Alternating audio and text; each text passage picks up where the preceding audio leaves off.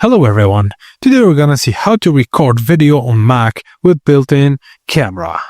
Firstly, open Finder from your dock or desktop. Go to Applications and double-click QuickTime Player. At the top of the screen, click File, then New Movie Recorded. If you want to record your screen instead, select New Screen Recorded. A recording window will appear. Click the red Record button to begin.